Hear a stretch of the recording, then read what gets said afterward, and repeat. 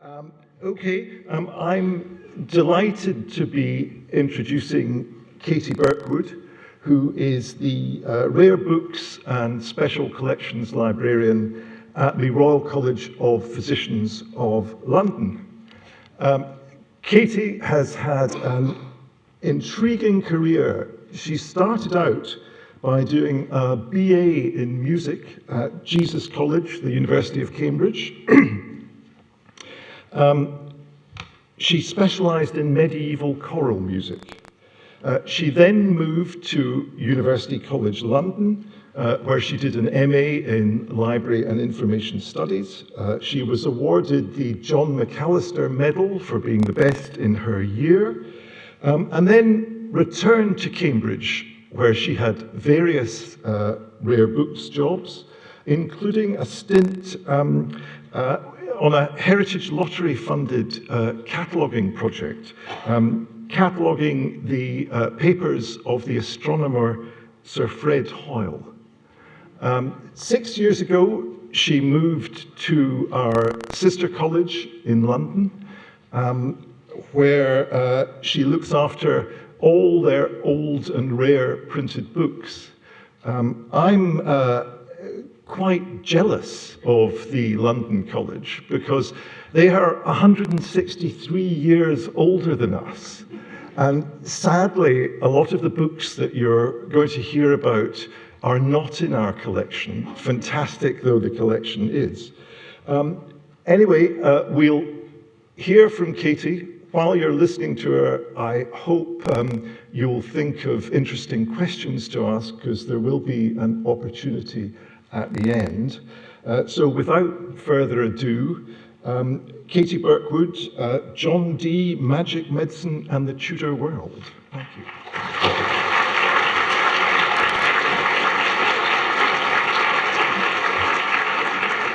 Well, thank you very much, Ian, for such a warm welcome and such an extensive biography.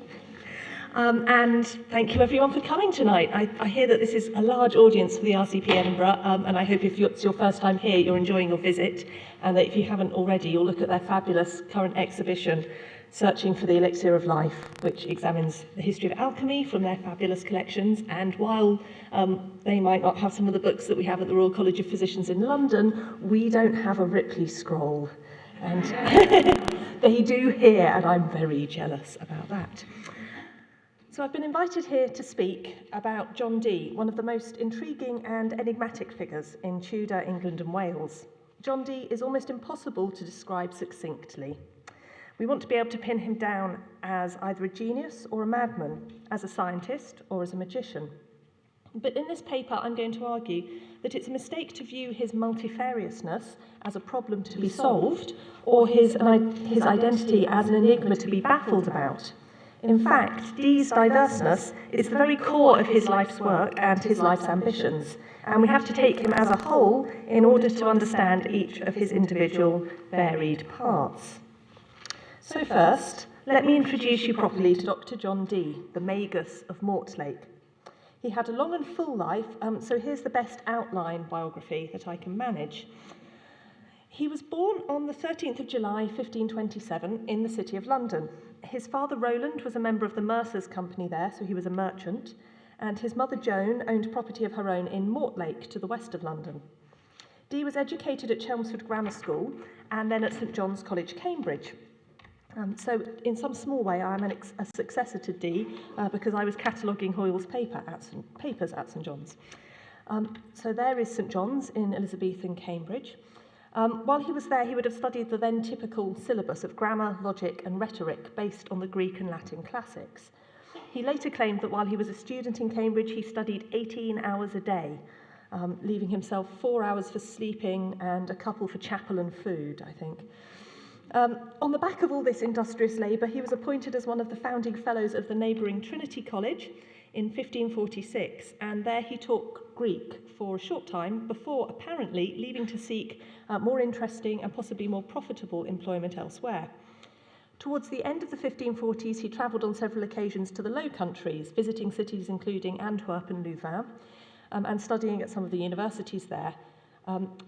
This marked a move in his interests from the classical subjects he'd been studying at university in England to mathematics and the mathematical sciences, which were very heavily studied and very well studied in the Low Countries at that time by people including this man, Gerard Mercator, famous to us today as the inventor of the Mercator projection for maps, very commonly used, although it doesn't represent different land mass sizes at all accurately. Around this time, after his student days and his early career, and I guess we'd now call him a new professional, he found favour with important aristocrats, including Sir William Cecil and the Duke of Northumberland, who were very high up in the English court at the time, and he worked for various noble families as an advisor. King Edward VI, the only legitimate son of Henry VIII and a Protestant reformer, granted Dee an annual pension, and Dee also worked at that time as a maths tutor, so he was doing pretty well. Throughout the 1550s and 1560s, we know that Dee travelled widely in Europe, meeting many of the leading lights of his time and collecting books and manuscripts from across the continent. His interests were wide, including mathematics, astronomy, astrology, alchemy, history, travel, geography, and many other subjects, and he built up a substantial library collection of his own, which we will be returning to in a little while. Having done well under Edward VI, Dee had a somewhat mixed experience under the following monarch, the Catholic Queen Mary I. However, he managed to survive that period, and his connections during Edward's reign put him in a good position when Mary died in 1558, and the crown passed to her Protestant half-sister, Elizabeth I. At the request of Robert Dudley, who later became Earl of Leicester, Dee used astrology to calculate the most auspicious date for Elizabeth's coronation. He chose the 15th of January, right at the start of 1559, which unsurprisingly turned out to be cold and unpleasant and probably didn't look very auspicious to the people who were there at the time. He's often described as a courtier to Elizabeth, or with official-sounding titles like the Queen's Conjurer or the Queen's Philosopher. He did provide advice, both solicited and unsolicited, to the Queen, but he wasn't particularly senior in her court, and the court wasn't in any case organised such that most individuals had official titles granted by the Queen. So although Dee was present in Elizabeth's circle, I like not to think of him as having an official role in it. Dee was always very keen to try and secure himself an official job and an official position with a regular income, and he was never very successful after his early pension from Edward in achieving that again. He also wasn't very good at seeing things through to completion, but he did manage to publish some books, as well as writing many more tracts and treatises that stayed in manuscript. And some of his notable books, although there are others, are his Propaedumata Aphoristica of 1558, which expounded on his theory of the astrological action of celestial bodies on the Earth, the way the rays from the sun and the stars and the planets are hitting us on Earth and the effects they're having. It's not much of a page turner, I will be honest. And as you can see from this grab of some thumbnails, it's not very full of pictures. It's quite a tough and chewy read. Equally tough and chewy, but a bit more illustrated, is his Monas Hieroglyphica of 1564, which is an astrological, alchemical, and numerological explanation of the magical symbol that the book is named for, the hieroglyphic monad, which appears on the title page and which combines various elements of astrological and alchemical imagery and symbolism into one figure that Dee believed contained all of human knowledge and alchemical knowledge somehow bound up in it. I will confess to not understanding this fully. So if your difficult questions for later are about the monas, maybe you could think of something different by the time we get to the end of the talk. Those who have seen the exhibition here will note the importance of the sun and the moon in astrology, and those are two of the primary symbols here in the, oh, that's exciting. Have you all got that? There we go. Oh. You can see here at the top there's a crescent moon, and beneath it the symbol for the sun, which are two of the very important parts of alchemy and indeed astrology, and which feature prominently in the Monas. That much I can tell you. Another work that Dee was involved in was the very important first English translation of the mathematical works of Euclid, the expert in geometry. And Dee didn't complete the translation himself, but he did supply an extensive introduction to this book, which was published in 1570. And here you can see the summary of his introduction, which is an enormous scheme or plan for the mathematical sciences in all their variety and how they're all connected to each other. So it includes what we would today think of as pure maths, things like arithmetic and geometry, and then all sorts of applications of maths, whether that's cartography or astrology or various kinds of mechanics, or even thaumaturgic, which Dee said is that art mathematical, which giveth certain order to make strange works of men greatly to be wondered at. And when you read into it in more detail, it turns out that what he's talking about is mechanical magic and trickery, ways of making things appear to seem to move of their own accord in various exciting ways. And it's also one of the best books of Elizabethan England, I think, because it has these fabulous diagrams in it to illustrate three-dimensional geometry. They don't move of their own accord, but they do look splendid once you've unfolded them all. Another important book, both for the country and for Dee, was his General and Rare Memorials pertaining to the perfect art of navigation. Now, it says it's about navigation, but really it's about empire building. And this is the first book in the English language to use the phrase British Empire. And it was a treatise of advice to Elizabeth, saying that she had rights to lands beyond England. Notably, Scotland doesn't really feature, actually, in this, but various other lands further abroad, so places in North America particularly, that Dee believed the Queen could and should expand into, and he had done various researches to try and establish her rights to them. So in 1665, Dee moved into his mother's old house at Mortlake, which is 6 or 7 miles up the River Thames from the centre of London, as it then was, and was near to the palace at Richmond, where Elizabeth spent a lot of her time. So that there is the City of London and Westminster. So that's really the heart of things. Over here is Mortlake, and then that there is Richmond. So they're pretty close to each other. Today, of course, this is all part of Greater London, and you can travel seamlessly through it without seeing anything green the whole way along. Dee built up his house not only as a place to live, but also as a centre for work.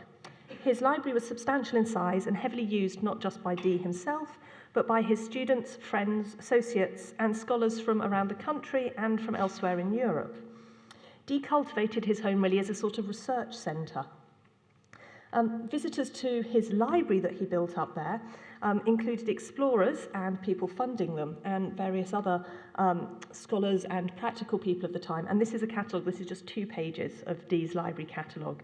But you can see, this is his own handwriting, and you can see how he was quite meticulous in recording the books he had.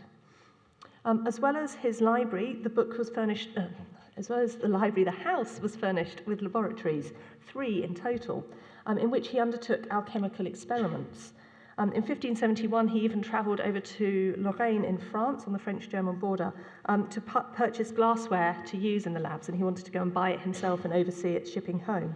And he had very many alchemical books, including Paracelsus, Geber, Della Porta, Bacon, and Ripley, all characters you can meet in the exhibition, and many others. And he did have in his collection a Ripley scroll. Not that I'm keeping track of this. And this is an illustration that Dee drew himself of some fairly simple and straightforward alchemical equipment.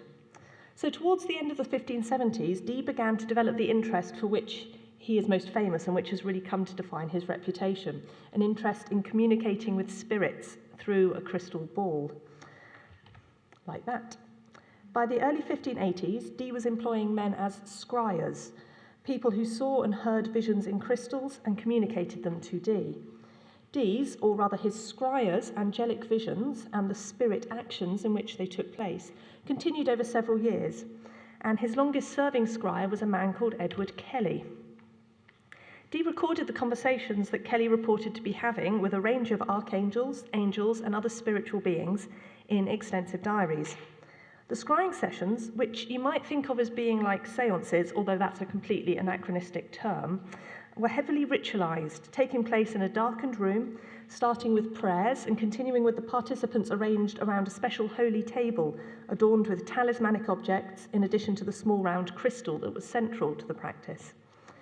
Through Kelly, Dee asked the angels about all sorts of different things, including religion, predictions for the future, and matters relating to his own personal life.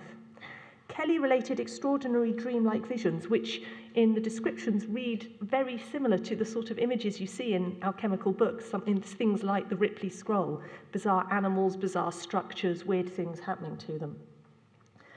And Dee interpreted these as prophecies.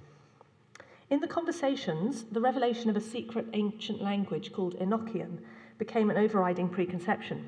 Dee believed that this language was the original language of humans on Earth, and that after the fall of mankind, our own language on Earth and our understanding of it and of the world had been slowly and steadily corrupted over time. Dee believed that by rediscovering this language, a perfect knowledge of and control over the material world could be gained.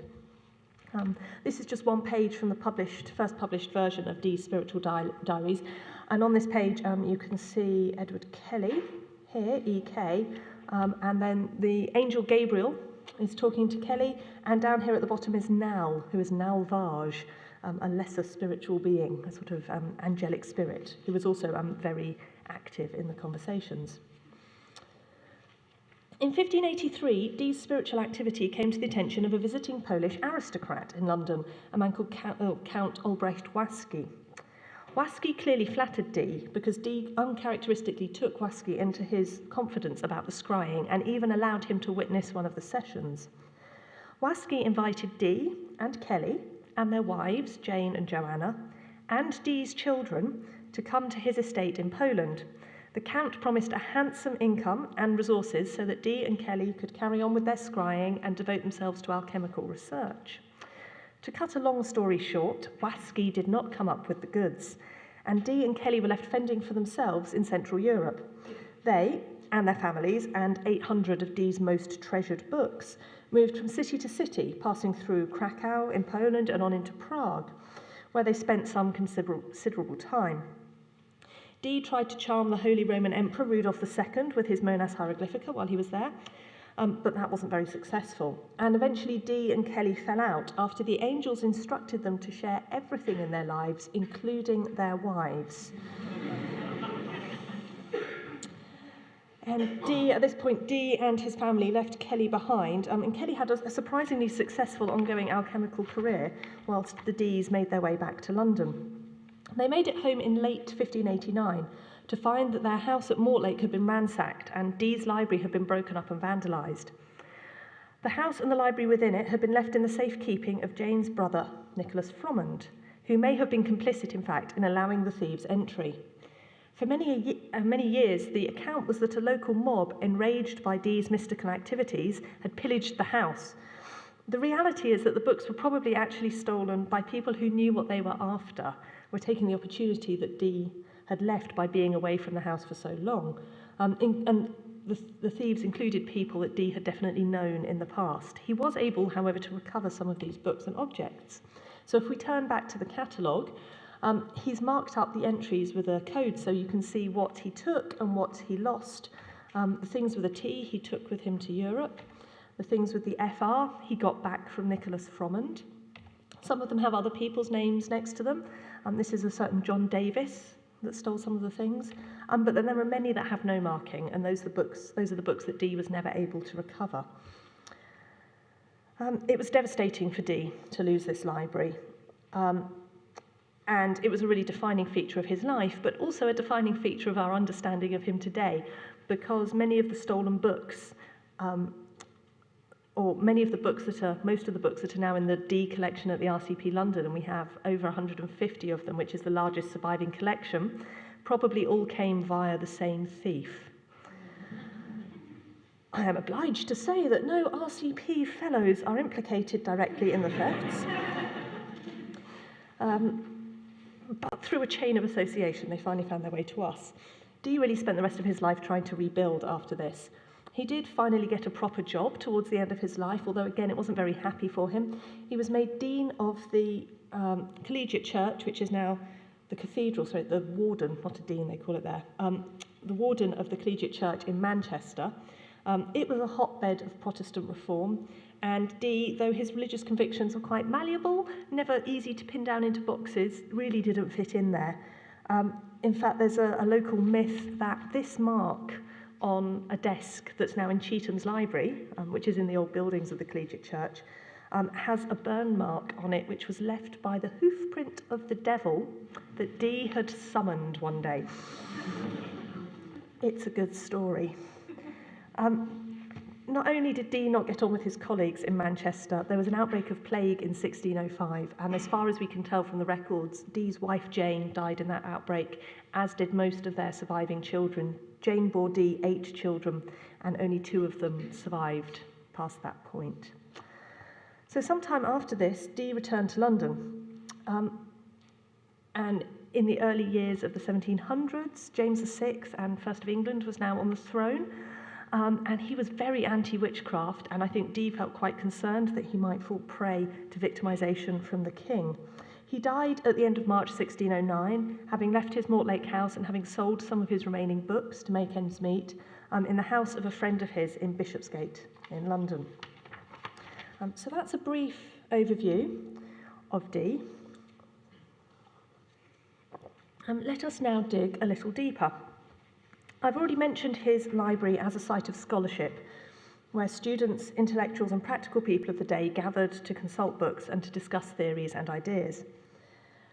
Some of this activity, albeit only from Dee's personal perspective, is actually preserved inside the books in a rich network of annotations left behind in their margins.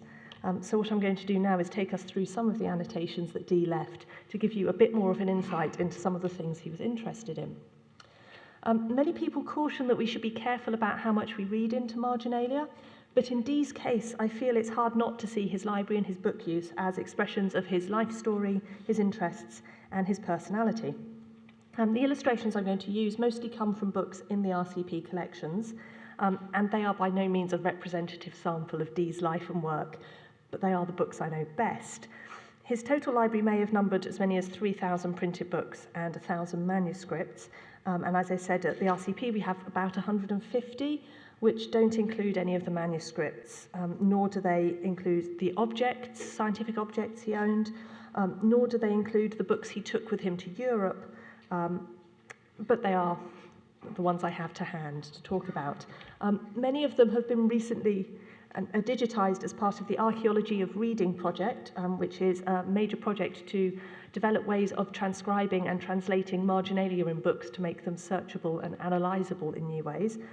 So if you want to immerse yourselves in some more Deeana after tonight, you go to archaeologyofreading.org.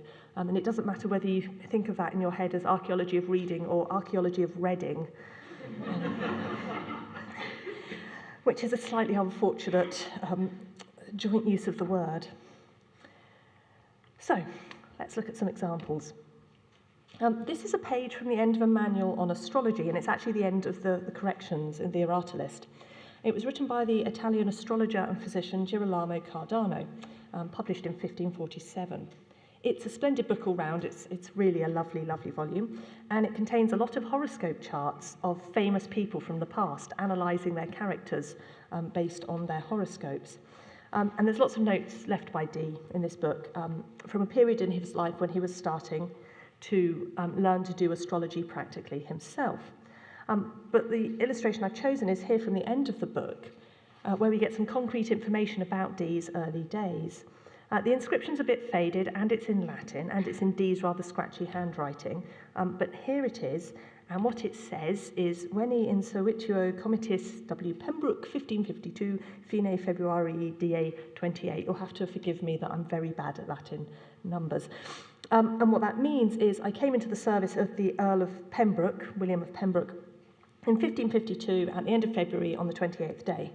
And this might seem like a strange and arbitrary place to start recording your CV, but it does make sense in context. William Herbert, 1st Earl of Pembroke, was a soldier and magnate, and Dee seems to have been employed by him as some kind of advisor, an astrological advisor, someone who would give information about the most auspicious day to hold an event or a wedding or to plant the crops maybe, or someone who would make predictions about the children's health or marriage prospects, or anything else that people wanted to know about. Elsewhere in this same book, Dee records the birth date of Herbert's second wife, Anne Compton, née Talbot, and at least one of her children. the sort of information that would have been vital for him when casting horoscopes for these people, because you need to know time and place of birth. At this point in his career, when Dee was just setting out, it makes sense that he'd have needed to refer to his textbooks frequently. So it seems like an ideal place for him to note down this practical information. Dee's life isn't really from the 1550s very well documented. We don't have any of his own diaries from that time. So little snippets like this dotted about the place can be really useful in piecing together what he was doing when.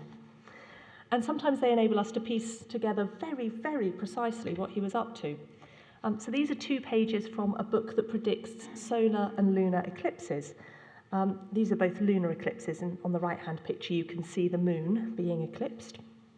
The left-hand page predicts a lunar eclipse in November 1556, and Dee has noted Haec nobis Londini incapit post horam 12 minutum 20, meaning this, i.e. the eclipse, began by us in London at 20 minutes after 12.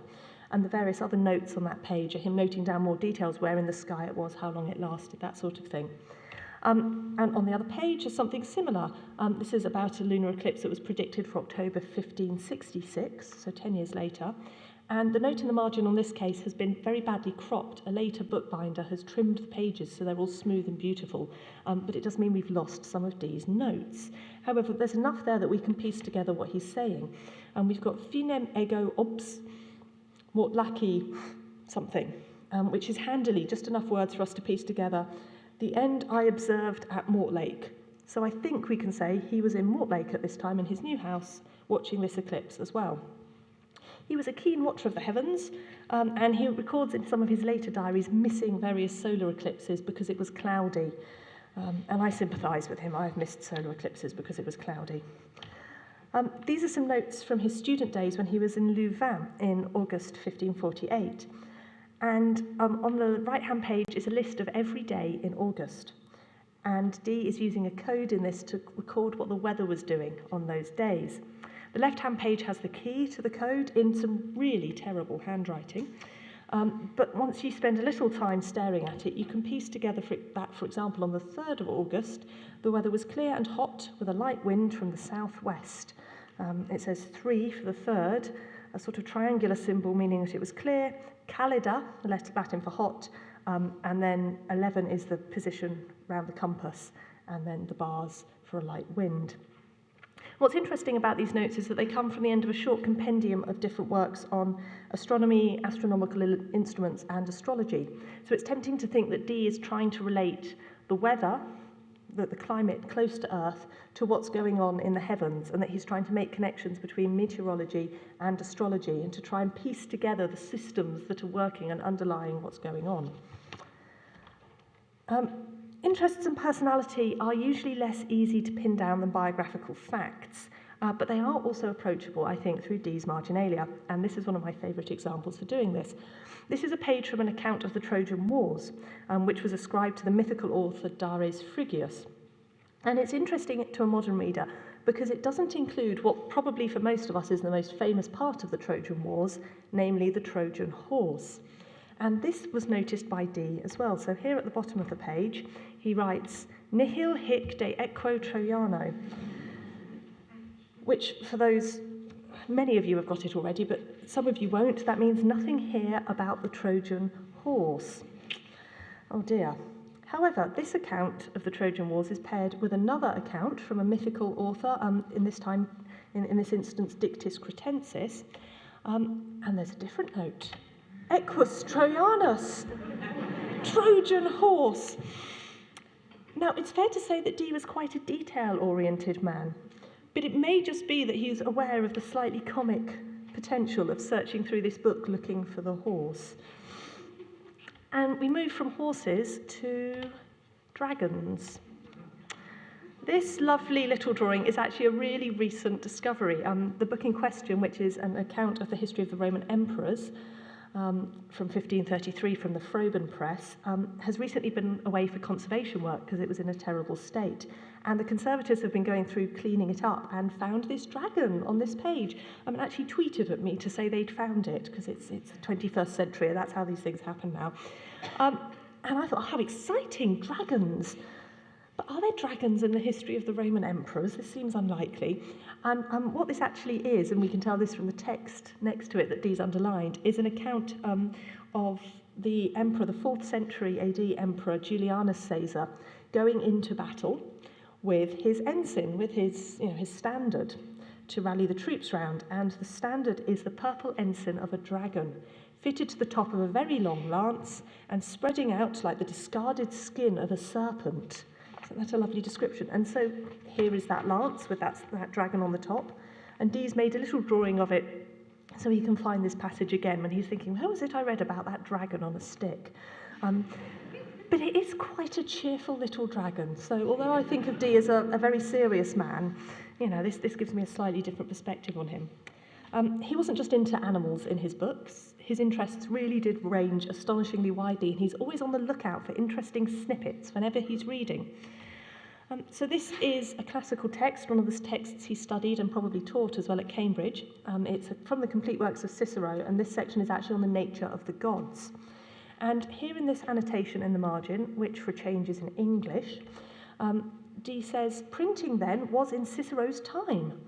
By like mark, this place and the boxes wherein the leaden or other letters stand, which again doesn't make a lot of sense when you first read it, but when you look at the text, there's a description there of, or an analogy that Cicero uses to try and tell the reader that it's impossible that the earth could have been created just by chance. There must be a driving force behind it, because Cicero says, imagine if you had a load of little letters made out of metal and you just threw them on the ground. It would be impossible for them to suddenly spell out the works of some great author. And that's like creation. It couldn't just have happened by chance.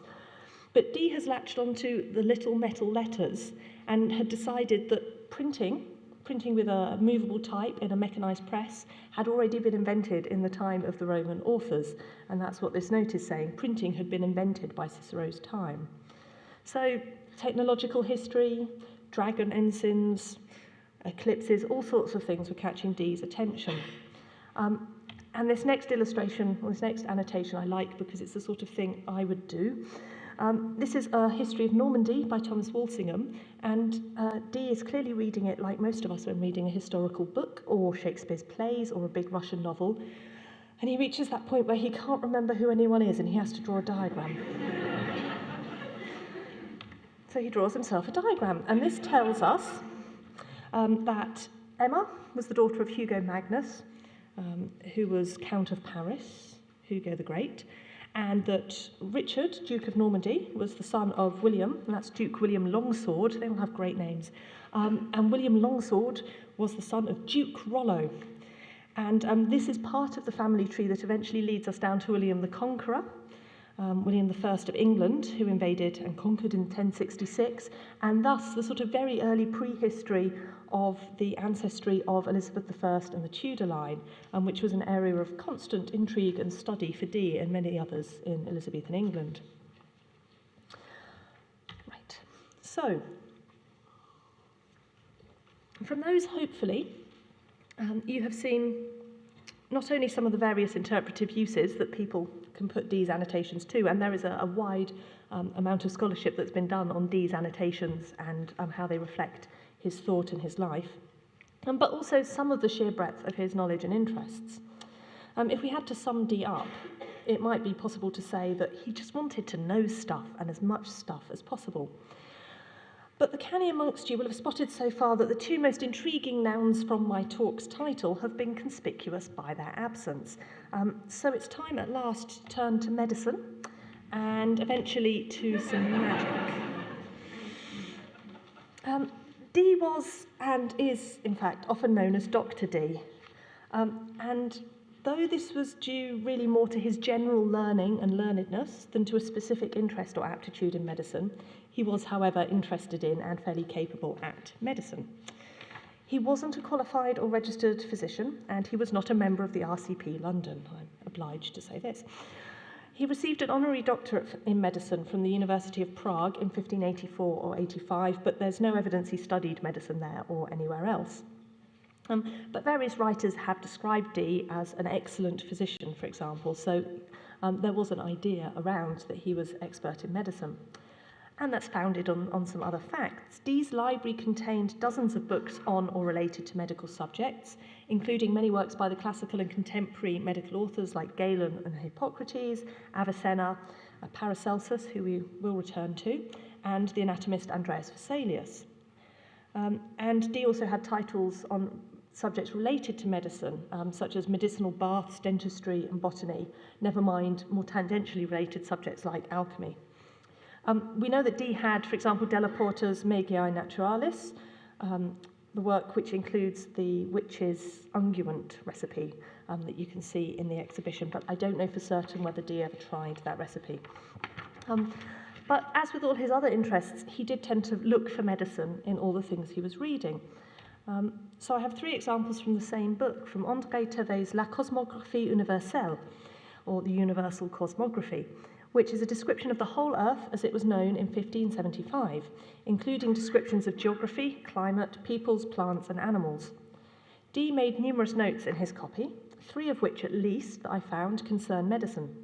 In common with many readers of the books produced as the result of colonial expansion at the time, Dee is on the lookout for useful materials in these books, and at least these 3 instances he's marking medicinal substances that are mentioned in the text.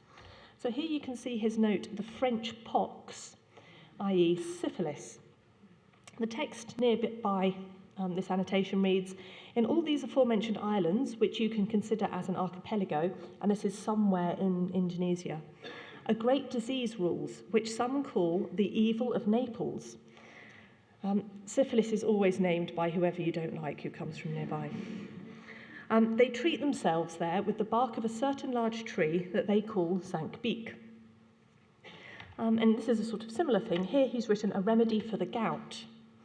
And that's next to a passage that says the oil of the nut of the fruit of the guhef is a singular recipe and the proper remedy for gout, to which the poor islanders are subject owing to the continuous torment of the sea.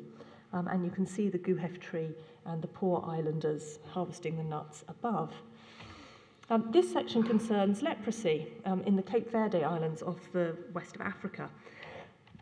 So Dee has noted an account of curing leprosy, in which the text describes how people eat the flesh of turtles and then don't fail to find themselves well afterwards. And this cure being so evident, those people are then able to return back into their villages and don't need to hide away for the rest of their lives. And it does also include a picture of the poor turtles being hunted, captured, and butchered on land. So this shows a certain theoretical interest of Dee's in medicine. And that spread through lots of his reading. And this is an even less likely subject for medical reading. It's Geoffrey of Monmouth's History of the Kings of Britain, which doesn't sound like it's going to be full of top tips. But here he's noted Lapidum Medicina, or the medicine of stones. And the book is describing some standing stones, monumental standing stones in Ireland, and how there's a theory that maybe they used to be used for medicinal baths. So Dee has said, well, this is interesting, and underlined the piece of text that says there is no, oh, I've lost it. There is no stone that does not have some medicinal use. So again, see, everywhere he can, he's picking out different ideas about different things. Further down the page as well, there's a reference to Merlin, which is quite nice. He's really searching the book for genealogical information again, but, you know, medicine crops up, so he does make a note. So Dee's diaries also record details of various medical things, including his own and his family's health and the treatments he administered to them. So, for example, on the 11th of March 1577, he recorded that his fall upon his right knuckle bone with oil of hypericon in 24 hours eased above all hope. God be thanked. Oil of hypericon is probably Hypericum perforatum, also known as St. John's wort, which is still used in various medical practices today. And this is an isolated incident. On the 10th of June 1579, Dee apparently showed to Mr. John Lewis and his son, the physician, the manner of drawing aromatical oils, so the method of distilling or producing aromatical or useful medical substances. So I guess he was probably being shown around the laboratories. Dee's medical advice was not only sought by his family or his friends and neighbours, but even by Queen Elizabeth I. According to his own report, in 1578, Dee conferred with the royal physician Walter Bailey about Her Majesty's grievous pangs and pains by reason of toothache and the rheum, i.e. rheumatism. And in autumn of that year, Dee undertook a dangerous journey, he called it a dangerous journey, across Germany, travelling as far as the city of Frankfurt an der Oder, in the east of the country, where he consulted the physician Leonhard Turnheiser to seek medical advice for the Queen. Dee claimed that it was Francis Walsingham, the Queen's spymaster, who'd sent him on the trip. According to his diaries, Dee attended patients closer to home as well, with various afflictions and symptoms. His entry for the 18th of January 1588 gives a detailed account of his medical assistance during a miscarriage. He writes, Mistress Lyda had an abortement of a girl 5 or 6 months. She was well and merry till the night before. I helped to further the dead birth within 1 hour, after I had caused her to have myrrh given unto her in wine warmed, the quarter of a bowl beaten small. She was discharged of a secundine, that's the afterbirth, and all at once. The woman was sufficiently strong after. Dee's diaries also record the details of his wife Jane's menstrual cycle, noting Jane had them when she had her period. And actually he writes that not in English or in Latin, but he writes it transliterated into Greek characters. So the English spelling, but written in the Greek letters, so an alpha for an A and so on, is a sort of code. Whether this was a particular interest in female physiology or a more prosaic interest or in whether or not Jane was pregnant, and she did after all bear 8 children by Dee, it's not clear. But he certainly did read about female anatomy. Here is a book from the New York Society Library, and it's a copy of Dee's copy of a Paracelsus text on the elements, mostly Paracelsus's revised system of elements, mercury, sulfur and salt, and how they can be used medicinally. And the whole book is heavily annotated, including this section on the womb, which in Latin is the matrix. So it says matrices across the top of the matrix of the womb. And in the section on the womb, Dee is making notes on the philosophical and metaphysical nature of the womb, combining a practical interest and a metaphysical one in which the womb is seen as a microcosm of the universe. So here he's written matrix microcosmos minimus. If man is a microcosm of the whole universe, then the womb is the microcosm of that. It's the sort of smallest perfect reproduction of all of God's creation. Paracelsus' work, or rather the various writings attributed to him, encompasses many different topics, and not only pure medicine as we think of it today. He combined alchemy, mysticism, philosophy and medicine into an esoteric and complex blend. And he wasn't the only medical author of the period to do this. Here's a commentary on parts of Pliny's Natural History, written by the German physician Walter Hermann Riff. And incidentally, this is one of the books that was stolen from Dee, and you can see that at the top of the page here. This rather scribbly bit is 2 signatures, one over the top of the other. And originally it read Johannes Dee, 1562, Antwerpii, John Dee, 1562 in Antwerp. And then Nicholas Saunder has written his name over the top and changed the date. And he did this a lot, Nicholas Saunder. He is the source of the books at the RCP, and he does all sorts of devious things to try and blot out Dee's ownership. But elsewhere on the title page, Dee notes that Riff was medicus et mathematicus, a physician and a mathematician. However, this book, although there are sections discussing medicinal materials, and Dee did annotate those as well, is neither really medical nor certainly not mathematical. And this note from Dee later on in the book gives us more of a clue about what's going on. This note reads, Medicina corpus incantatione anima sanitas, meaning medicine for the health of the body, incantations for the health of the soul. And that's because this is really a book about magic, a commentary on 2 chapters from Pliny's Natural History which deal with the origins of the magic art. At the very beginning of the text, Dee wrote Magia Compendium, Compendium of Magic, and the book describes magic right at the start as the highest and most perfect knowledge of natural philosophy.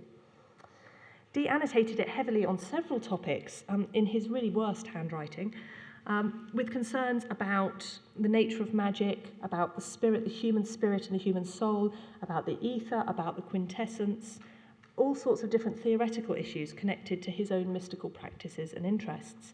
But he was also interested in the book in some more sort of practical aspects. This page contains information about various sorts of divination, all sorts of things like divining with an axe, or by looking at the clouds, or by burning plants, or by listening to your stomach, or maybe somebody else's stomach, by throwing patterns down on the ground, by burning things, and then looking at the flame and the smoke.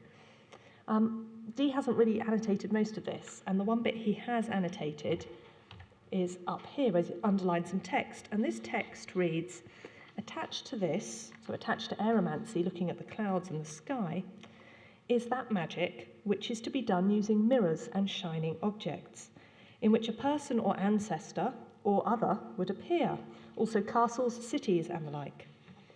And doesn't that sound just like Dee's own scrying practice, looking into a shining body and seeing all sorts of things? And though it's unnamed in the text, Dee gives it a name in the margin, Berylistica, which is a peculiar and seldom used word. Dee uses a similar term, Berylisticus, elsewhere in his Monas Hieroglyphica, for a person who has visions in a crystal. And it's also a word used by Paracelsus, describing the Berylistic art as a part of the magical arts, being a superstitious technique used for augury or divination. And that use of superstitious is interesting. It's a term of abuse widely bandied about at the time for any practice, religious or magical, that the writer deemed to be somewhat or definitely beyond the bounds of good sense or acceptability. So it's used for all sorts of different things depending on who's doing the writing.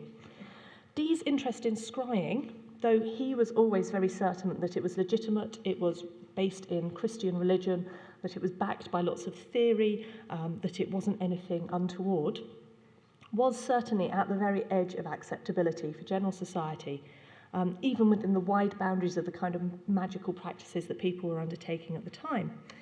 And trying to communicate with other worldly beings in order to understand the future brought Dee dangerously close to another sort of divination mentioned at the bottom of this page and in many other magical texts. That's necromancy, the practice of raising spirits back from the dead. So something Dee is really commonly associated with in his own time and later. You see a lot of imagery of him doing this sort of thing, raising bodies out of graves. But he was always very adamant that that's not what he was doing. But it illustrates how these things can blur one into the other and how talking about the history of magic is very complex and very subtle. Dee's magical practice was underpinned by spiritual and philosophical theories drawn from various supposedly ancient sources, including texts attributed to Hermes Trismegistus, Ptolemy, Plato, Plotinus, and various other Renaissance writers. And magic at the time was certainly more than Dee's scrying, and Dee was certainly interested in more than just scrying. And it's pretty hard to pin down exactly what we might think of as being magic at the time. It's certainly not the magic of modern-day magicians, so it's not card tricks, it's not rabbits out of hat, it's not sleight of hand. It concerns the presence and manipulation of invisible supernatural powers that could positively and negatively affect people, animals, plants, the natural world, and inanimate objects. We might, from our 21st century perspective, think of it as a way of trying to understand and control the world by means other than those which we see as having developed into modern science. And all sorts of things fall under this heading. Superstition as we understand it today, so superstitious behaviour like touching wood or throwing salt over your shoulder or having opinions about black cats crossing your path. Charms, talismans, spells, writing magic words onto a piece of paper and eating it or tying it round yourself or sticking it up in your house. Various sorts of divination that we've just seen about, and also things like astrology, trying to understand the future by looking at the stars, alchemy, trying to transmute materials one into the other, and numerology or Kabbalah, trying to find patterns and meaning in numbers and in the letters of words. Many of these were embedded in everyday learned and popular medical practices. Physicians would take astrological factors into account when diagnosing and treating, and they increasingly, in the 16th century and onwards, turned to alchemically concocted remedies as part of their practice. And people, aside from the learned elite, used all sorts of charms, talismans, and spells to try and protect themselves and cure themselves from disease. All of these techniques were ways of trying to control the external world, to protect oneself from harm, and to understand what the future will bring, and potentially also to harm one's enemies. And some, at least, of these aims are very similar to the aims of medicine: to prevent illness, to diagnose and to prognose, and to cure, hopefully not to use it against your enemies. However, Dee's magical practice, certainly his scrying practice, wasn't directly connected to his medical practice, or certainly no more than the average learned man offering medical advice at the time. Instead, I see them both as expressions of something else, his rapacious desire for knowledge. This drove Dee to seek out medical information and to be skilled enough to administer to patients. And it drove Dee to use a divinatory scrying practice to try and learn more about basically everything in the world. We can see his interests in spirits and divination, in astrology, in alchemy, and in medicine, all as part of a wide and all-consuming interest in basically everything there is to know. So I'm going to end with what's possibly, and it's a big claim, I know, my favourite page from my favourite book in the RCP library. It's the same Cicero that we saw earlier with the comments about printing, but this time annotated not only with words, but with pictures. Now, it's a fair question to ask what a ship's doing on this page, and I used to have quite a simplistic explanation. The text mentions a ship, which it does, but I was recently at a seminar about annotations in Dee's books and the books of Gabriel Harvey, and Anthony Grafton, expert in these sorts of things, had a much more nuanced and subtle interpretation, and I am borrowing heavily from him in what follows. And this illustration is down to a verbal illustration that Cicero uses in his text. He relates the story of a shepherd in the ancient Roman author Accius's works. And the shepherd is looking out across the sea, and he spots a ship. And that's something he'd never seen before. And the ship's being tossed about by the storm. And at first, the shepherd doesn't understand what he sees and thinks that it's just a lifeless and inanimate object. But then he starts to hear the sailors singing, and he sees the warriors on board, and starts to comprehend a little more of what he sees. And just as the shepherd slowly realises what he's seeing, Dee's marginalia reveal how he's taking apart and comprehending the text and through it the world. We, as later viewers, by examining his notes, can start to understand him and the world he inhabited. And, slowly, we too start to look more deeply and see the sailors that Dee drew. If I may borrow a phrase from the late great Douglas Adams, John Dee, like Adams' detective character Dirk Gently, was concerned with the fundamental interconnectedness of all things. Though it's jarring to modern categorizations of knowledge, to Dee, nothing was more obvious than that studying and practicing astrology, medicine, mathematics, and magic might jointly contribute to an enhanced understanding and a real physical improvement in the material world. Thank you very much.